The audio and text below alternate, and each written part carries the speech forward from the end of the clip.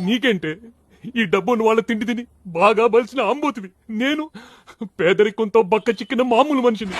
విను, డబ్బు లేని నా ఫ్రస్ట్రేషన్ విను.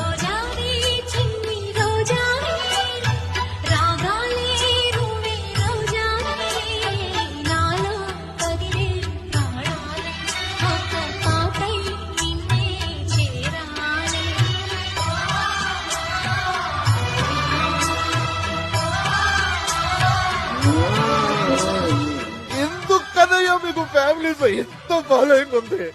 ఆడోళ్ళు నడిపిస్తారు, మగళ్ళు నడిపిస్తారు, ఆఖరికి కుక్కల్ని ఆంబోతులను కూడా నడిపిస్తున్నారు.